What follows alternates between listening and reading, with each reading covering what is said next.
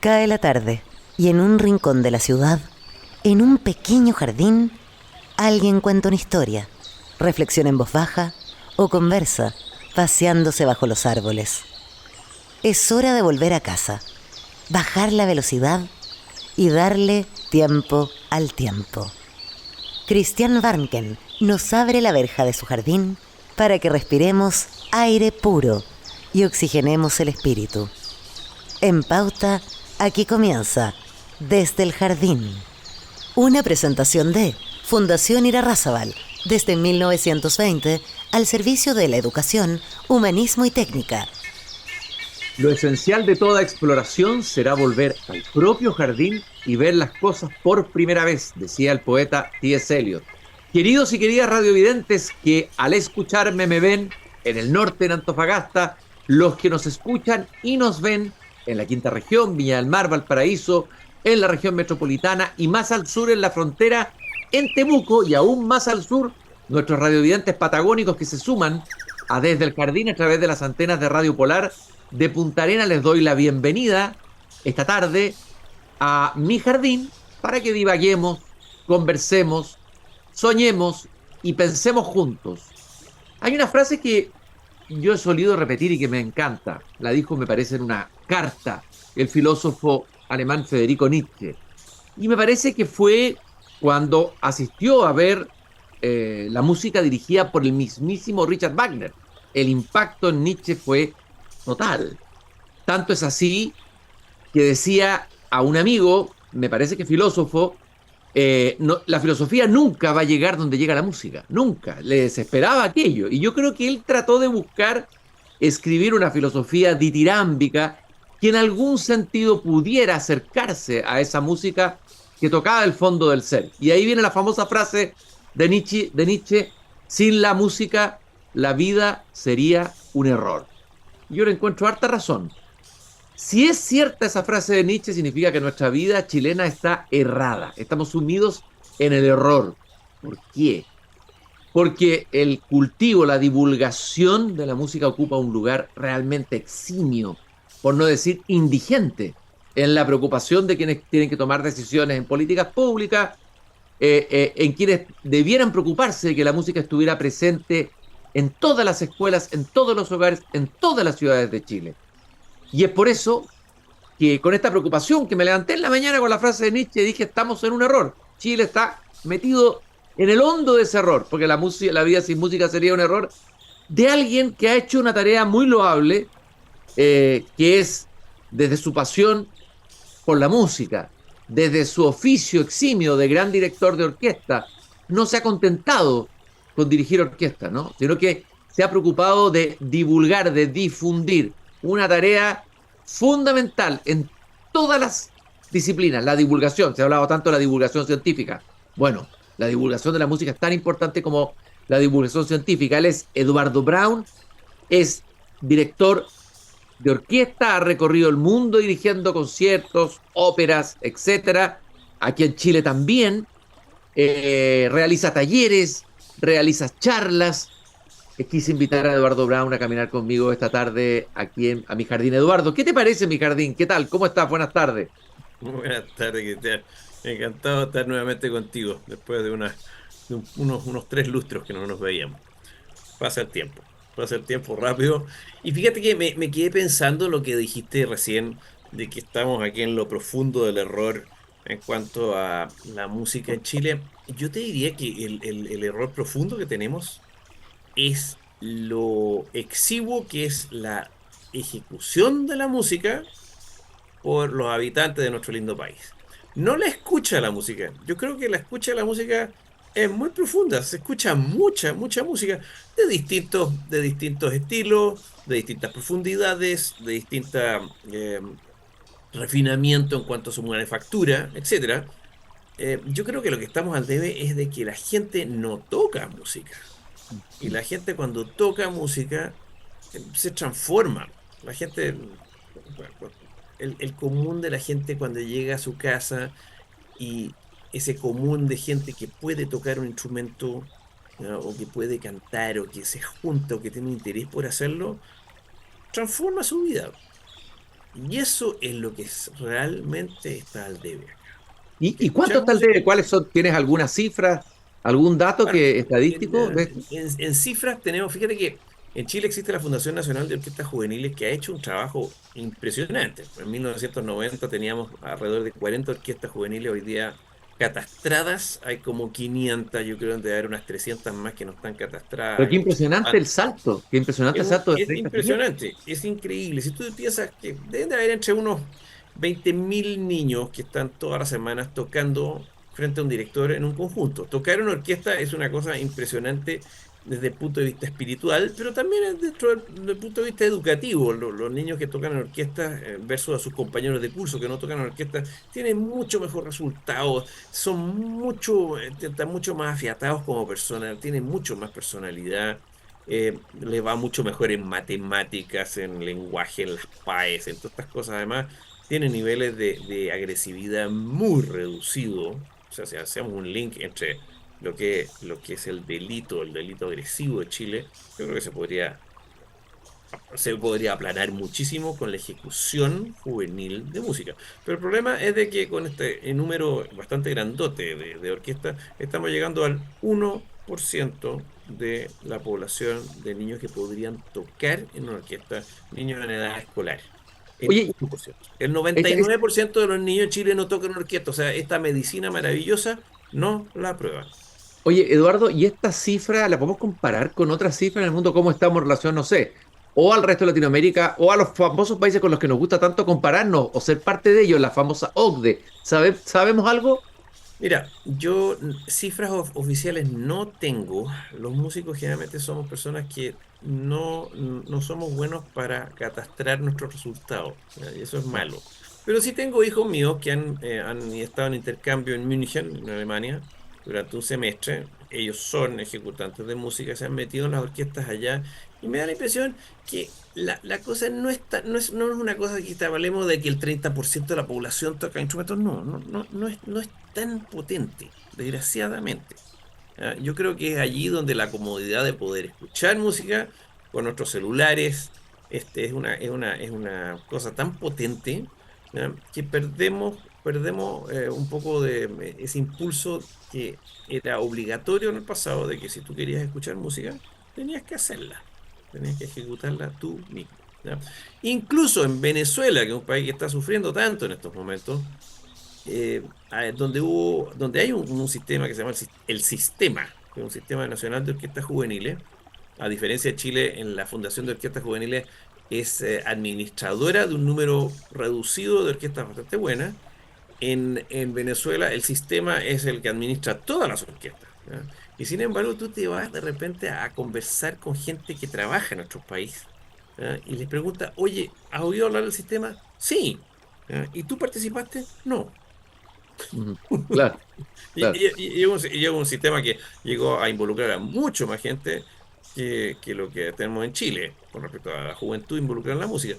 Pero no son cifras así impresionantes. Una de las razones es que es un sistema caro. Desgraciadamente, Cristian, tú pones una pelota en el suelo, pones a 22 niños y un árbitro y tenés un partido de fútbol. Y eso vale el costo de la pelota y el costo de un profesor. En Sí, música eso no se sí, pero puede Eduardo, hacer. sí, Eduardo, es caro, es caro. Es caro y a lo mejor es barato si se mira el resultado a largo plazo de algo que va a producir Exactamente. efecto en profundidad. Sí. Y yo creo que, digamos, a veces lo barato cuesta caro, digamos, cuando no se invierte en dimensiones tan importantes como esta, después tenemos los problemas que tenemos en las escuelas, en la convivencia, lo que está pasando en la mayoría de los barrios periféricos de Santiago. Imagínate inyectar música ahí, yo me imagino, una gran utopía, A que mí un me, a presidente mí en me cadena costó. nacional diga, he decidido llevar la música a todos los barrios de Santiago. Imagínate la revolución que sería esa, Bueno, ¿no? sería increíble. Fíjate que yo lo he conversado con bastantes autoridades, lo he calculado, lo he escalado, y todos me dicen, mira, Eduardo, el problema es de que enseñarle a un niño a tocar un instrumento y hacerlo bien, porque tú lo puedes hacer mal y no sirve, y el resultado es, tú le tienes que enseñar a todos los niños a correr de una manera correcta con los pies derechos, cosa que si ese 1% quiere ser atleta, pueda hacerlo, porque aprendió a correr con los pies derechos. ¿ya? Enseñarle a un niño a tocar el violín todo chueco, porque está muy poco, ¿ya? Pero al final, cuando quieren ser instrumentistas, perdieron, porque no pueden, están con los pies chuecos y no pueden correr, ¿cierto? No pueden correr bien, ¿ya? Por lo tanto, hacerlo, yo te puedo dar cifras, yo te digo, yo he calculado que instruir a un niño para que pueda participar en una orquesta vale alrededor de 800.000 pesos al año, que podría ser perfectamente un correlativo de lo que es la subvención escolar preferencial, la SEP, hacia ese niño. ¿Ya? O sea, es harto caro, pero tú tienes toda razón. ¿Ya? Hay que buscar la forma de escalar las cosas en una larga perspectiva, porque esa inversión que tú hiciste en ese niño puede significar de que al final necesites la mitad de armas, la mitad de prevención del delito, la mitad de orden público, porque están todos los niños haciendo el bien. Desde luego. Y eso Tú es dijiste algo de pasada que me resonó y me dijiste, el que tiene la experiencia de tocar en una orquesta es una experiencia espiritual, no solo musical, sino sí, espiritual. ¿Por sí. qué esa experiencia espiritual? Mira, porque yo admiro mucho al deporte, ¿eh? Realmente lo admiro porque produce una cosa muy potente en cuanto a la disciplina, al orden, al deseo de superarse. ¿Ya?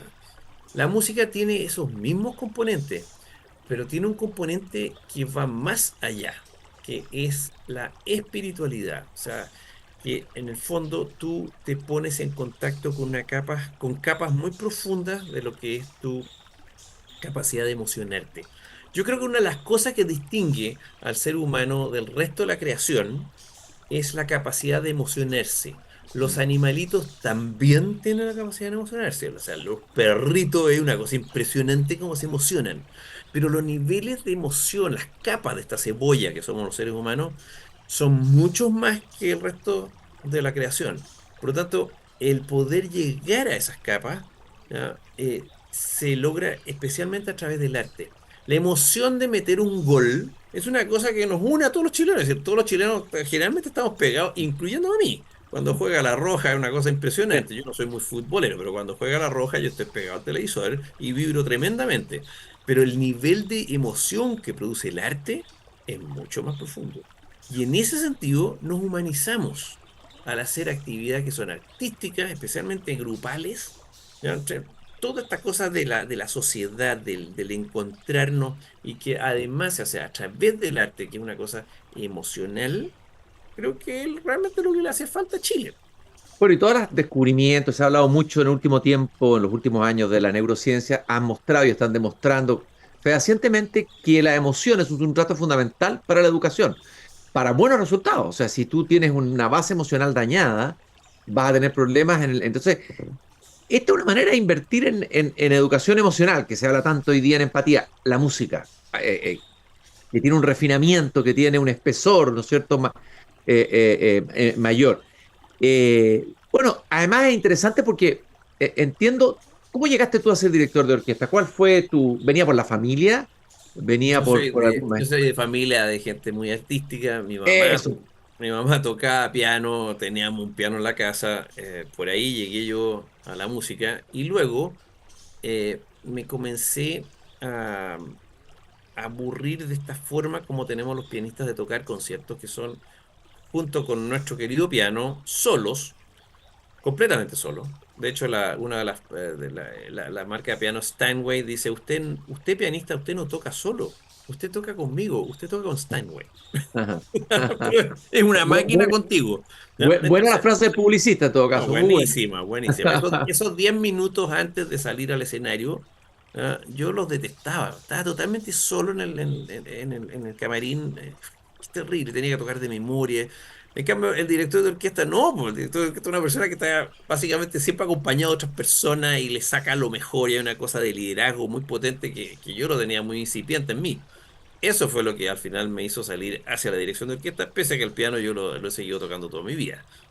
Pero más Bueno, bien pero lo toco con además, grupo.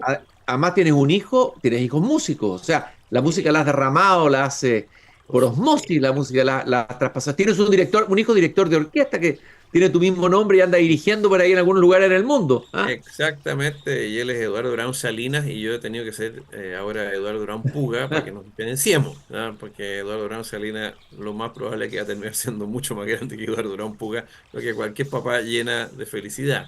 ¿Te fijas?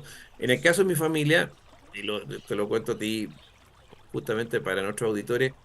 No hubo una cosa así como muy democrática. Nosotros tenemos 5 hijos y mi mujer y yo, desde que los niños tuvieron edad así como de 4 años, le dijimos, venga, venga, venga, vamos a tocar el violín. Papá, ¿qué violín? Venga, para acá vamos a jugar con el violín.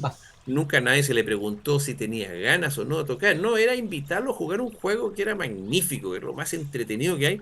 Por supuesto que papá y mamá eran los que terminaban tocando el violín y estudiando, porque llegamos a la casa y estudié el violín. No, saque el violín, vamos a jugar. Era un compromiso de uno, ¿te ves? Pero los 5 niños tocaron instrumentos y todos tienen una afición muy fuerte por la música y todos siguen champurreando sus instrumentos y los 2 mayores son profesionales. Eso es, Oye, eso es. Eduardo, hablaste de la experiencia espiritual del que toca y la experiencia espiritual del que dirige. Caramba, esa es una tremenda experiencia espiritual.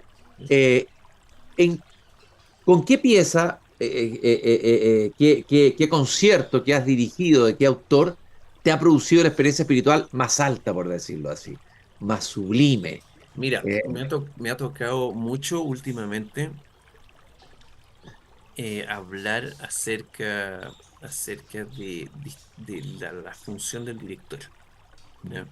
La he conversado tanto en charlas, que hablo del nacimiento de la orquesta, pero también en contextos de hacer trabajo en equipo en empresas con la figura del director de orquesta, e incluso ahora acabo de inaugurar un nuevo taller donde hago que la gente dirija. Gente que no sabe nada de música, nada, absolutamente nada de música, tenga la experiencia de dirigir y no importando tanto el resultado musical, hacerlos entender qué es lo que es esto de dirigir en términos de comunicarse con un grupo humano, transmitirle lo que tú quieres hacer a través de un lenguaje que no es verbal. ¿Ya? Entonces, volviendo a la pregunta que me hiciste, ¿qué músicas producen qué cosas, qué agrado saca uno como ella? Fíjate que estuve pensando mucho en las diferencias que establezco entre dirigir música que es muy rítmica, de compositores románticos, ¿ya? Porque los compositores románticos son muy emocionales, tienen una forma de hacer la música en la que hay parámetros que tienden mucho a producir quiebres. Por eso que cambian de velocidad, por eso que aumentan de volumen mucho, bajan de volumen. Entonces, están permanentemente como eh, obligándote a reaccionar. ¿Ya? Y entonces, dentro de estas clases que hacía, comparaba a dos compositores románticos que nacieron básicamente al mismo tiempo, que son el señor Wagner, 1813, y el señor Mendelssohn, 1809. 4 años de distancia, o sea, el mismo estilo de música. ¿Ya? Y sin embargo, la música de Mendelssohn, que es muy romántica, es muy bonita, es muy emocional, es una música que está más bien basada en una precisión rítmica. Es una pieza que rítmicamente funciona con un pulso muy constante. Tatiran, tatiran, tatín, tararam, tiraram, papam, papam, papam, papariraram. Muy ordenado, ¿ya? Pero muy emocional al mismo tiempo, ¿ya? De hecho, es tan emocional que su famosa marcha nupcial la tocan en todos los matrimonios. El tiran, papiran, tin, tan, tarararán, pam, para, claro. porque tiene una emoción que está muy acorde a ese momento maravilloso en el que uno decide casarse y va generalmente saliendo de la iglesia para los que nos casamos dentro de un templo. ¿De acuerdo? Por otro lado, está el señor Wagner, que tiene una idea de hacer música en la que la pulsación no es siempre lo más importante.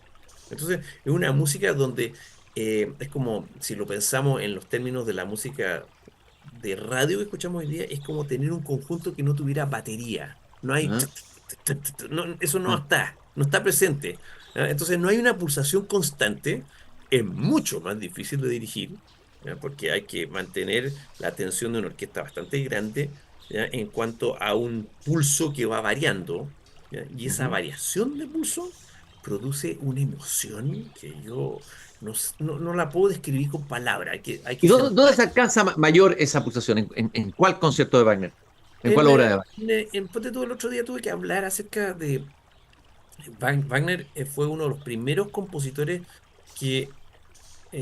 un compositor de gran talla, que no fue un gran intérprete.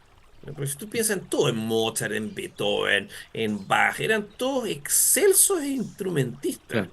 Wagner no, Wagner era una persona que tocaba el piano razonablemente, era un buen director, eso sí, pero no hizo una gran carrera como director. Y lo que él hablaba era de la capacidad que tiene el director de crear una oración, ¿no? Una, es como tú quieres un hombre de la palabra, ¿no? Es como hacer una frase muy bien construida, ¿ya? Donde todo se engrana para que desde la primera palabra hasta el punto final fluya de una manera que sea comprensible. Eso existe en la música, ¿ya? Cuando tú cantas Puro Chile es tu cielo Mm. azulado, eso es una frase, ¿no? O es la mitad de una oración, ¿no?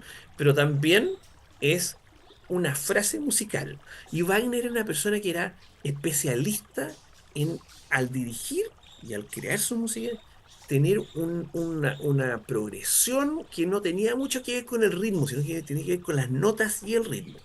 Y eso se ve, fíjate que desde su primera su primera ópera así como asentada, que es Rienzi, que la compuso cuando era jovencito, ha tenido 29 años, eh, tú escuchas la obertura Rienzi y te das cuenta que el tipo ya estaba pensando en esta forma de hacer música donde en las partes lentas no es el pulso el que la lleva, no, es la frase musical.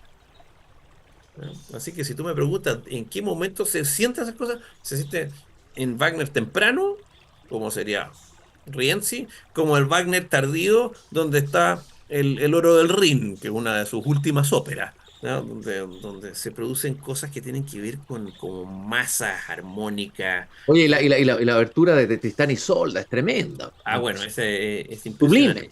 que ¿Ah? está llena de pausas. ¿Ya? Cuando No. uno le pone esa obertura a la gente, una obertura que tiene tratamientos de los acordes, de la armonía, ¿ya? Totalmente moderno, ya lo más moderno que hay. Es tan moderno que, fíjate que los acordes que para Mozart eran considerados tremendamente disonantes, ¿ya?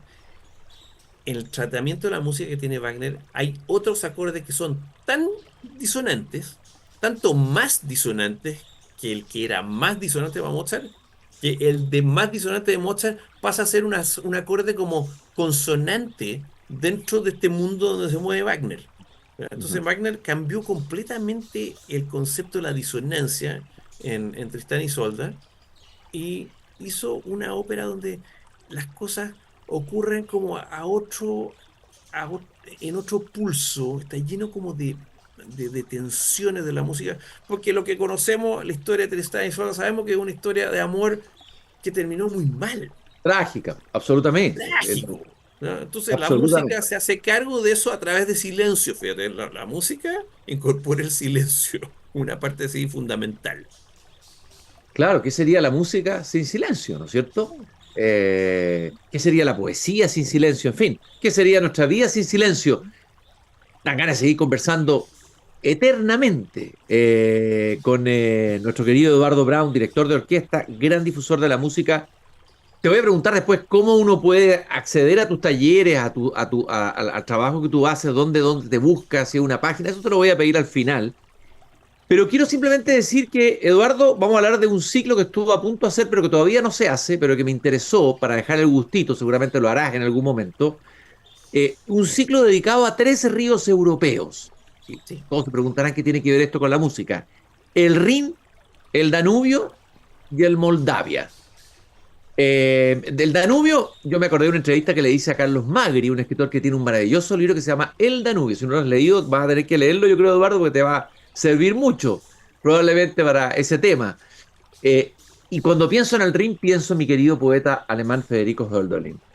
Eh, Cuando él dice, permíteme leerte un fragmento, sentado en la hiedra sombría, en la linde del bosque, yo meditaba cuando el mediodía cubierto de oro visitaba la fuente, bajando los peldaños de los Alpes, que para mí son, conforme a la vieja tradición, el recinto de los dioses, pero donde todavía tantos secretos se comunican a los hombres. Y ahí se conecta con la fuente del Rin, la bajada del Rin como una presencia viva, digamos, un poema maravilloso y largo de Georg Dolin. A ver, el Rin y la música, ¿qué ibas a hacer ahí o qué le estás dando vuelta ahí de estos tres ríos y la música?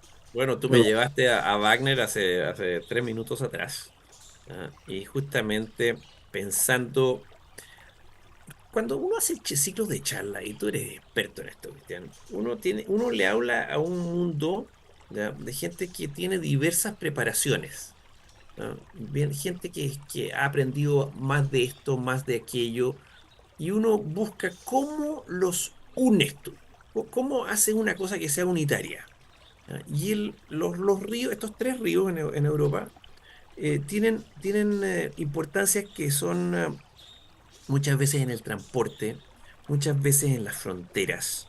Fíjate que el Rin fue un río que permitió un deslinde cuando se rompió, cuando heredaron los herederos de Carlomagno su gran imperio en el Tratado de Verdún del año 843, o sea, hace 1200 años atrás. El Rin fue un deslinde importante, siempre ha sido un lugar como eh, que hoy día pasa por no el centro de Alemania, pero pasa en un lugar donde hay una frontera entre Alemania y otros países, que son los Países Bajos, que son Bélgica, que son Francia, pese a que no todos ellos comparten la frontera, pero está cerca de ellos. Es un río que después fue frontera para lo que fue la futura creación del imperio, del Sacrosanto Imperio Germánico. ¿No? Eh, y Wagner, cuando estaba ya en la recta final de su creación, escribió 4 óperas con las que inauguró este teatro que se construyó para sí mismo, ¿no?, el Teatro de Bayreuth. Y, y este festival de 4 óperas, que habla acerca de una saga del norte de los países escandinavos, que tiene mucho que ver con el Señor de los Anillos, ¿ya?, habla acerca del Anillo de los Nibelungos. Y el Anillo de los Nibelungos se hace con el oro del Rin.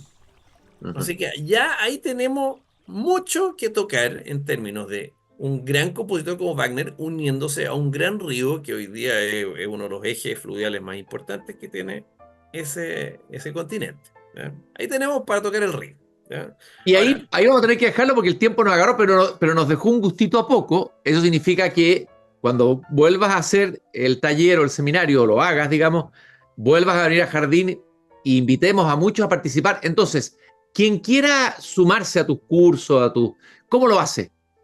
¿Dónde te busca, Eduardo? me tendrían que buscar en Eduardo Brown, que se escribe Browne, BROWNE, eduardobrown.com. Ahí me tendrían que buscar. Excelente. Esa es la forma de encontrarme a mí, ¿eh? Para que puedan unirse a todas las actividades lindas que se hacen en torno a la música y a gente como tú, que hace cosas bonitas y que se dedica a conversar con nosotros los artistas. Tú también eres un tremendo artista, y sacarnos adelante en un país que espiritualmente tiene que seguir creciendo. Desde Esa es la luego.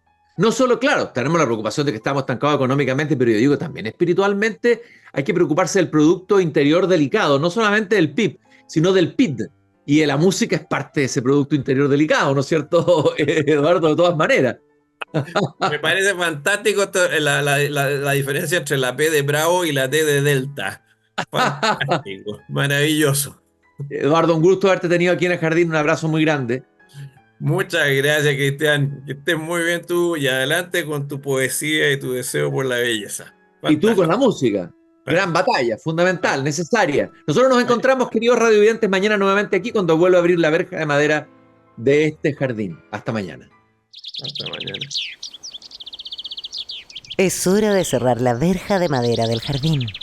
Pero Christian Warnken la volverá a abrir todos los días de lunes a viernes a las 20 horas en Radio Pauta, cuando comience de nuevo Desde el Jardín. Una presentación de Fundación Irarrázaval, desde 1920 al servicio de la educación, humanismo y técnica,